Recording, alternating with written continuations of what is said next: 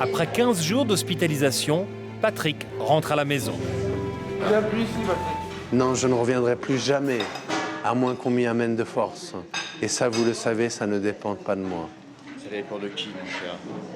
Ça dépend de qui? Ça dépend de l'énergie.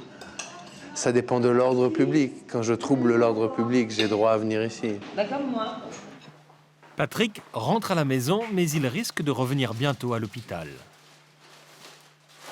Et les hospitalisations précédentes de ce patient, il s'agissait à chaque fois d'un arrêt du traitement et d'une reprise de hashish à très haute dose. Vu tel qu'il est là, il n'est pas sûr qu'il accepte le suivi pendant très très longtemps. Et de ce fait, au bout d'un mois ou deux, après l'arrêt du traitement, il y a toutes les chances pour qu'il soit réhospitalisé ici. C'est possible, en sachant qu'au bout de quelques hospitalisations qui font suite à un arrêt intempestif du traitement, ils prennent conscience de leur nécessité de prendre un traitement régulièrement. Et à partir de ce moment-là, ne l'arrêtant plus, il n'y a plus de rechute et ils ne sont plus réhospitalisés ici. Bonne continuation, monsieur. Merci, je continuerai à être sur la liste. Mais pas sur vos listes.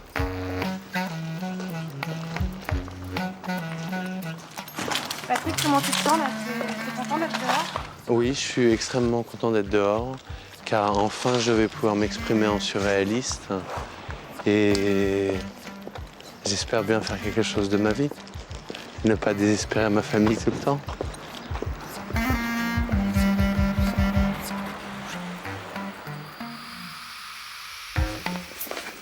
Patrick retrouve son père Fidi, d'origine malgache. Sa mère est morte quand il avait 15 ans. Depuis qu'il a été diagnostiqué schizophrène, son père ne l'a jamais abandonné. Patrick a une passion, la peinture. Fidi essaie de comprendre les tableaux de son fils, même s'il a parfois quelques difficultés. J'ai jamais compris ce tableau. Pour moi, ça reflète ce qu'il y a dans la tête de Patrick. Un mélange confus. Il n'y a que lui qui puisse comprendre. On comprend rien. On comprend rien du tout. Tu sais, dans l'art contemporain, il y a beaucoup de choses qu'on ne comprend pas. Pourquoi ici on voit la tête de personne?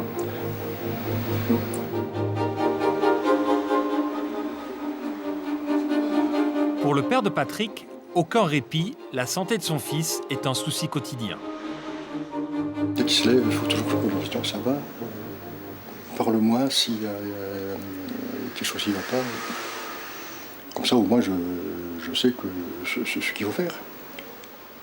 Éviter la crise à tout prix. Dans ces moments-là, Patrick devient très violent, impossible à maîtriser. Il ne reconnaît plus personne, ni son père, ni son frère Bertrand. Seule solution, appeler la police ou les pompiers, les deux seuls services de l'État qui se déplacent dans ces cas-là. Quand il est en crise, je ne sais pas, mais on dirait que ses forces se décuplent. Alors, des fois, Bertrand est obligé d'y aller à coup de poing. Moi, j'ai abandonné carrément parce que je n'osais pas le toucher, quoi. Moi, ce que je demande comme aide, c'est à partir du moment où la crise se déclenche, on prend le téléphone, puis on appelle quelqu'un de l'hôpital qui nous envoie de l'aide, quoi. Infirmier, ambulance, puis qui prennent Patrick en charge pour qu'il l'emmène à l'hôpital. C'est tout ce qu'on demande. Mais ça, c'est pas possible. Donc il faut qu'on passe par une autre voie. Et cette autre voie, c'est toujours assez brutal. C'est les pompiers, la police, et, bon, comme ces gens-là, surtout donc la police ne comprend pas très bien. Ce qu'on leur demande, eux, c'est de défoncer la porte, lui mettre des menottes, puis le traîner. Les premières fois, ça a été très difficile pour nous. Hein. Puis bon, évidemment, après, on s'y est habitué, mais mal, très très mal.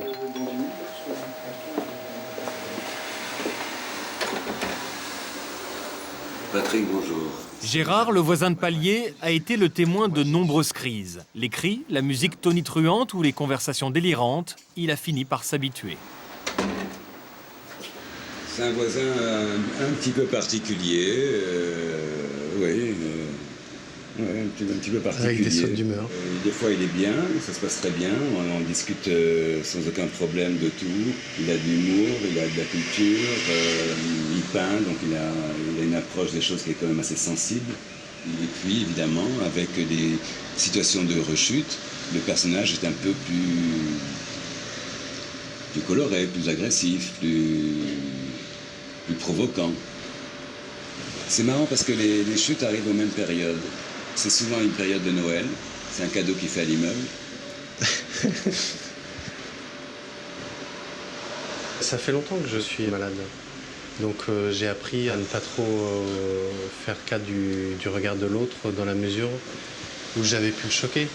Parce que sinon on ne peut pas avancer. Je ne pourrais pas avancer si j'étais tout le temps pris par le regard de l'autre.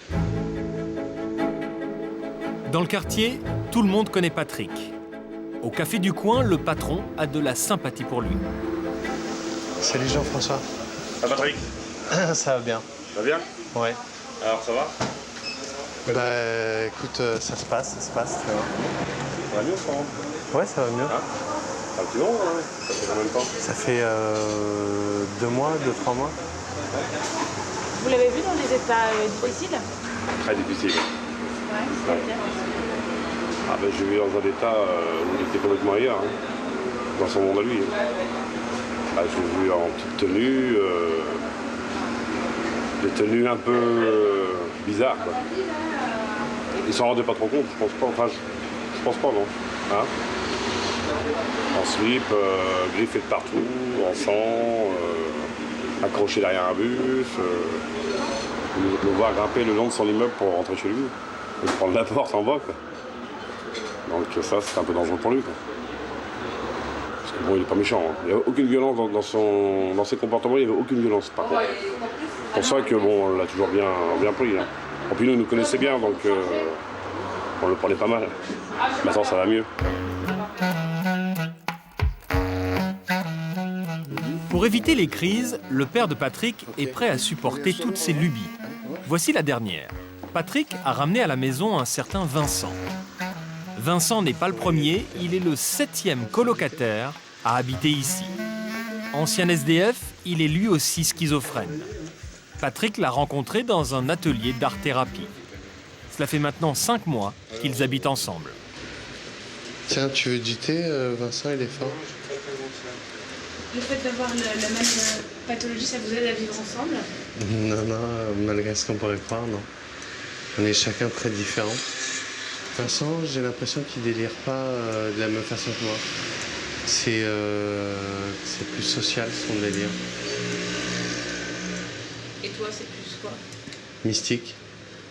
Et donc, quand il y en a un qui est en crise, l'autre arrive à le soutenir? Ben, c'est difficile, en fait, de soutenir quelqu'un pendant qu'il est en crise. Parce qu'il vous écoute pas, il est fixé sur son délire. Vous êtes heureux d'habiter ensemble? Oui, on se marre bien. Mais bon, il y a des histoires. Parce qu'au niveau du ménage et tout, son père il n'est pas content de moi. Et c'est vrai que je suis pas tellement dans les normes au niveau de l'entretien de la maison. Vincent est assez bordélique, en fait. Même pour moi qui suis assez bordélique, il est un peu trop bordélique, ouais. La schizophrénie de Vincent n'a rien à voir avec celle de Patrick. Patrick est exalté dans les moments de délire. Vincent, lui, se renferme et ignore les règles de la vie sociale. Vincent dort à même le sol, il ne fréquente pas souvent la salle de bain et il ne participe pas aux tâches ménagères. Pour le père de Patrick, c'est parfois insupportable, mais il n'ose pas en parler à son fils car il sait à quel point il est fragile. Parce qu'il est tellement fragile. Hein. Il suffit que ce soit un événement heureux, malheureux, puis une scène qu'il a vue quelque part, puis qui trotte dans sa tête, qu'il n'arrive pas à sortir, puis ça déclenche le truc. Il faut que je fasse très attention avec lui, très attention.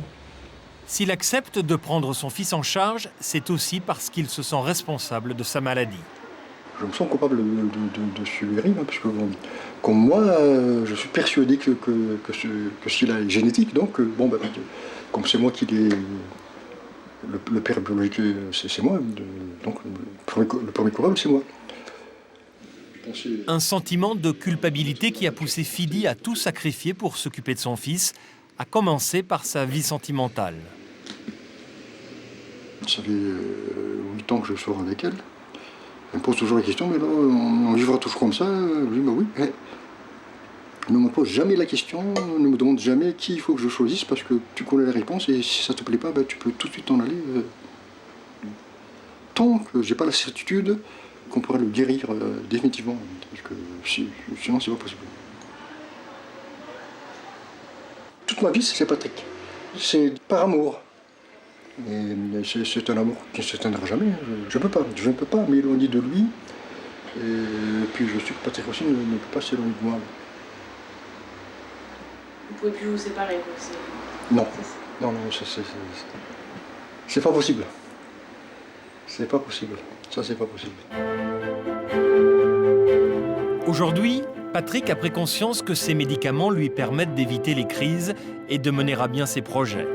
Reconnu pour ses qualités d'écriture, il vient de gagner un concours de littérature et un éditeur va bientôt publier son premier livre. Dans le même temps, il continue à peindre. Ses toiles ont déjà été exposées. Il prépare sa deuxième exposition.